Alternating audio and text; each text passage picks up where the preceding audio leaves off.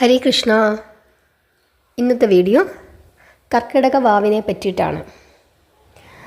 വാവ് ബലി ഒരുപാട് ആളുകൾ ഒരുപാട് രീതിയിൽ അതിൻ്റെ ചടങ്ങുകളൊക്കെ ചെയ്യുന്നത്. ഓരോ ജാതി വ്യത്യാസങ്ങൾക്കനുസരിച്ചിട്ടും അതല്ലെങ്കിൽ ദേശങ്ങളുടെ വ്യത്യാസങ്ങളനുസരിച്ചിട്ടും ഒക്കെ വ്യത്യാസങ്ങളുണ്ട്.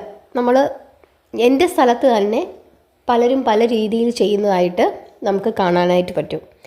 ഇത് ഏതാണ് ശരി എന്ന് ചോദിച്ചു കഴിഞ്ഞാൽ അതിനെപ്പറ്റി എനിക്കറിയില്ല. എല്ലാം നമ്മുടെ ഒരു വിശ്വാസമാണ്. ഞാനിപ്പോൾ പറയുന്നത് ഞാൻ കണ്ടു ശീലിച്ച എൻ്റെ വീട്ടിൽ ചെയ്യുന്ന കാര്യമാണ് ഞാനിപ്പോൾ പറയുന്നത്. നമ്മൾ എന്തിനാണ് വാവ് ബലി, കർക്കിടക വാവ് ബലി ഇടുന്നത്? പിതൃക്കൾക്ക് മോക്ഷം ലഭിക്കുന്നതിന് വേണ്ടിയിട്ടാണ് കർക്കിടക വാവ് ബലി ഇടുന്നത്.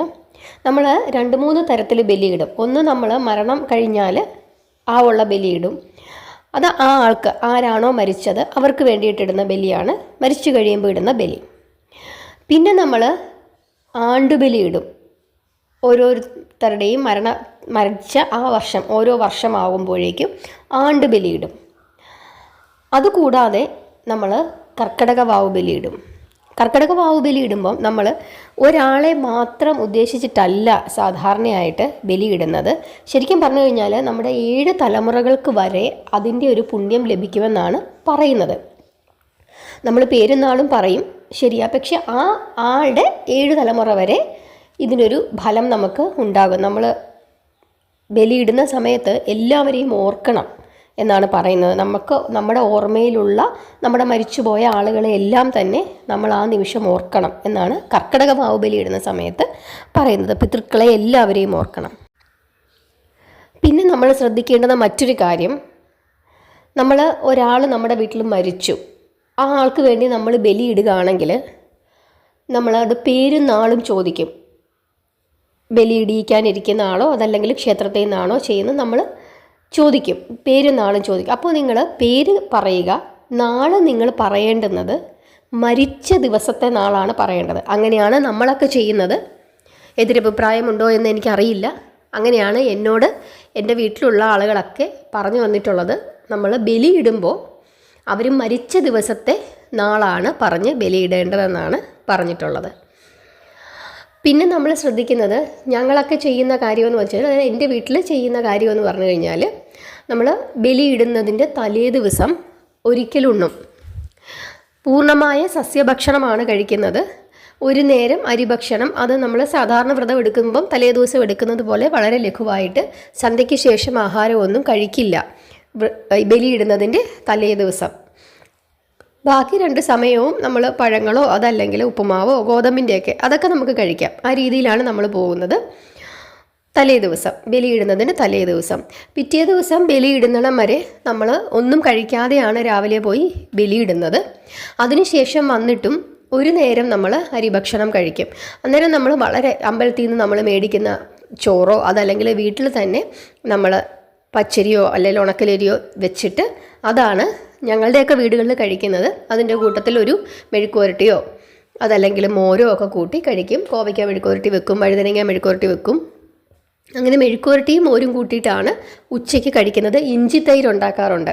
ഇഞ്ചിയും പച്ചമുളകും തൈരും കൂടെ ചേർത്തിട്ട് അത് ഇഞ്ചി തൈര് ഉണ്ടാക്കി കഴിക്കാറുണ്ട്.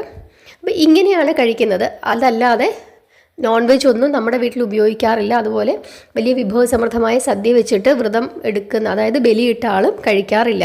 എന്നിട്ട് അവരും അന്നത്തെ ദിവസവും ഇതേപോലെ തന്നെ വൈകുന്നേരം നമ്മൾ ഉപ്പുമാവോ അങ്ങനെ എന്തെങ്കിലും കഴിച്ചിട്ട് വളരെ ലഘുവായി കഴിച്ചിട്ടാണ് കിടന്നുറങ്ങുന്നത്. അങ്ങനെ ഈ 2 ദിവസവും ഒരേ രീതിയിലുള്ള വ്രതങ്ങളാണ് നമ്മൾ എടുക്കുന്നത്. ബലിക്കാണ് നമ്മൾ സാധാരണ ഈ മെഴുക്കുവരട്ടി ഉണ്ടാക്കി കഴിക്കുന്നത്. അതുകൊണ്ട് തന്നെ ഞങ്ങളുടെയൊക്കെ വീടുകളിൽ എൻ്റെ അമ്മൂമ്മയൊക്കെ പറഞ്ഞു വന്നിട്ടുണ്ട്, കുട്ടികൾക്കൊക്കെ പിറന്നാൾ വരുമ്പോൾ നമ്മൾ സദ്യ ഉണ്ടാക്കും. അതല്ലെങ്കിൽ ഓണം അല്ലെങ്കിൽ വിഷു ഇതുപോലെയുള്ള വിശേഷ ദിവസങ്ങളിൽ നമ്മൾ സദ്യ ഉണ്ടാക്കും. ആ സദ്യ ഉണ്ടാക്കുമ്പോൾ ഒന്നും മെഴുക്കുവരട്ടി ഉണ്ടാക്കാറില്ല. അപ്പോൾ എൻ്റെ അമ്മൂമ്മ പറഞ്ഞു വന്നിട്ടുള്ള കാര്യം, മെഴുക്കുവരട്ടി നമ്മൾ വെക്കുന്നത് ബലിക്കാണ്. അത് ഈ കോവയ്ക്ക മെഴുക്കുവരട്ടി, വഴുതനങ്ങ മെഴുക്കുവരട്ടി ഇതൊക്കെ വെച്ചിട്ട് ഇഞ്ചി തൈരും ഒക്കെ കൂട്ടി അന്നത്തെ ദിവസം ഉച്ചയ്ക്ക് അങ്ങനെയാണ് കഴിക്കുന്നത്. അതായത് ബലിയിടുന്ന അന്നത്തെ ദിവസം. തലേ ദിവസവും ഇതുപോലെ മോരും ചമ്മന്തിയൊക്കെ കൂട്ടി വളരെ ലഘുവായിട്ട് അതും ഒരു നേരമേ അരിഭക്ഷണം കഴിക്കുകയുള്ളൂ. ഈ 2 നേരവും ഒരു നേരമേ അരിഭക്ഷണം കഴിക്കുകയുള്ളൂ.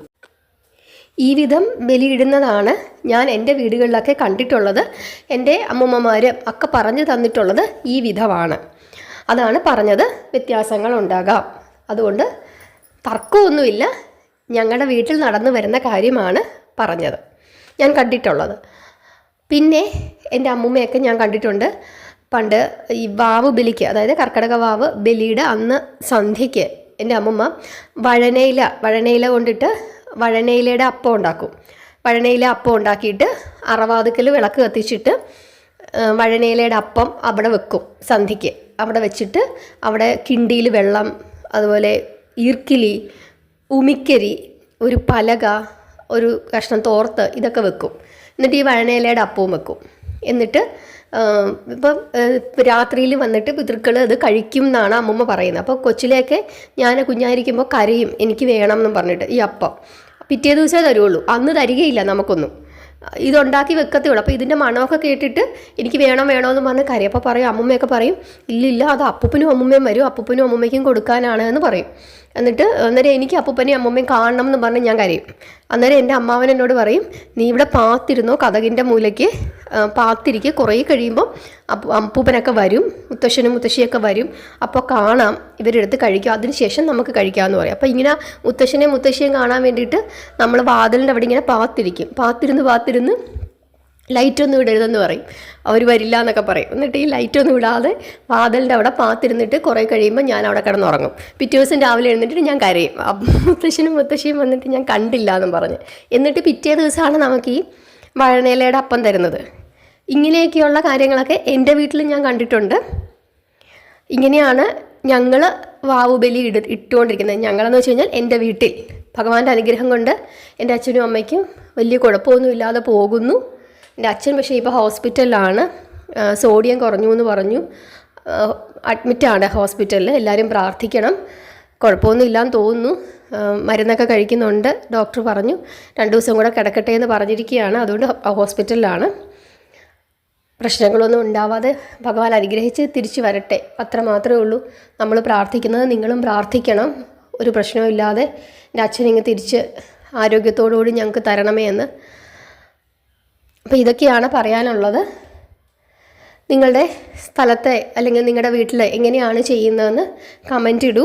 അപ്പോൾ എനിക്കും അറിയാമല്ലോ വ്യത്യാസങ്ങളുണ്ട്. ഞാൻ പലരോടും പറയുമ്പം അവരുടെ വീടുകളിൽ ഇതുപോലെ അല്ല ചെയ്യുന്നത് എന്ന് പറയാറുണ്ട്. വലിയ സദ്യ ഒരുക്കുന്നവരുണ്ടെന്ന് പറയുന്നുണ്ട്, നോൺ വെജ് ഉണ്ടാക്കുമെന്ന് പറയുന്നവരുണ്ട്, ഒക്കെയുണ്ട്. അതൊക്കെ വ്യത്യാസങ്ങൾ, ഓരോ സ്ഥലത്തും വ്യത്യാസങ്ങൾ കാണും. ഞാൻ കണ്ട് ശീലിച്ച് വന്നത് ഇതാണ്, അതുകൊണ്ടാണ് പറഞ്ഞത്. പക്ഷേ ബലിയിടുന്ന കാര്യത്തിൽ എങ്ങനെയായാലും ആരും വീഴ്ച വരുത്തരുത്. നിങ്ങൾ ബലിയിടേണ്ട ആളുകളാണെങ്കിൽ, ബലിയിടേണ്ട ആളുകൾ, അതായത് നമ്മുടെ അച്ഛനോ അമ്മയോ ഒക്കെ മരിച്ചിട്ടുണ്ടെങ്കിൽ തീർച്ചയായിട്ടും അവർക്ക് വേണ്ടിയിട്ടൊക്കെ നമ്മൾ ബലിയിടണം. കാരണം വർഷത്തിൽ ഒരിക്കലെങ്കിലും അവരെ ഓർത്ത് നമുക്കത് ചെയ്യണം. കാരണം പിതൃശാപം എന്ന് പറയുന്നത് വലിയ ദോഷമാണ്. അതുകൊണ്ട് ഇതുപോലുള്ള കർമ്മങ്ങളൊക്കെ ഉത്തരവാദിത്തപ്പെട്ടവർ ചെയ്യണം. അതുപോലെ വർഷത്തിലൊരിക്കലല്ലേ ഉള്ളൂ നമ്മൾ ഇവർക്ക് വേണ്ടിയിട്ട്, നമുക്ക് ആ ഒരു വർഷത്തിലൊരിക്കൽ എങ്കിലും നമുക്ക് കുറച്ച് സമയം അവർക്ക് വേണ്ടി മാറ്റി വെക്കാനായിട്ട് കഴിയുന്നില്ലെങ്കിൽ പിന്നെ നമ്മളൊക്കെ ജീവിച്ചിരുന്നിട്ട് എന്താ അർത്ഥം? അതുകൊണ്ട് അത് വീഴ്ച വരുത്തരുത്. ഇനി ഏതെങ്കിലും കാരണത്താൽ നമുക്കത് ചെയ്യാൻ പറ്റുന്നില്ലെങ്കിൽ ക്ഷേത്രത്തിൽ പിതൃപൂജ, തിലഹോമം അത് കൊടുത്തു കഴിഞ്ഞാൽ അതും വളരെ വിശേഷമാണ്. തിലഹോമത്തിന് കൊടുക്കുന്നത് മോക്ഷം കിട്ടാൻ വേണ്ടിയിട്ടാണ് തിലഹോമത്തിന് കൊടുക്കുന്നത്. അപ്പോൾ അത് നമുക്ക് ചെയ്യാം. പിന്നെ പീരീഡ്സ് ആയിരിക്കുന്നവരോ പുലവാലായ്മയുള്ളവരോ ഒന്നും ബലിയിടരുത്.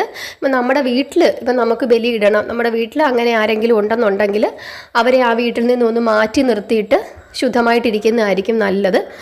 വേറൊരു വീട്ടിലേക്ക്, ബലിയിടാത്തൊരു വീട്ടിലേക്ക് ആ 2 ദിവസത്തേക്ക് അവരൊന്ന് മാറി നിൽക്കട്ടെ. അല്ലെങ്കിൽ നമ്മൾ വേറൊരു വീട്ടിലേക്ക്, ശുദ്ധമായിട്ടുള്ളൊരു വീട്ടിലേക്ക് മാറി നിന്നിട്ടായാലും ചെയ്യണം. ഈ കാര്യങ്ങൾക്കൊക്കെ പല തർക്കങ്ങളും കാണും. അങ്ങനെ തർക്കിക്കുന്നവരോടൊന്നുമല്ല ഞാൻ പറയുന്നത്, വിശ്വസിക്കുന്നവരോട് മാത്രമാണ് പറയുന്നത്. ഇതൊക്കെ ചെയ്താൽ അതിൻ്റേതായ ഫലങ്ങളൊക്കെ നമുക്ക് കിട്ടുമെന്നുള്ളതാണ് നമ്മുടെ അനുഭവത്തിൽ നിന്ന് നമുക്ക് മനസ്സിലായിട്ടുള്ളത്. ഹരേ കൃഷ്ണ.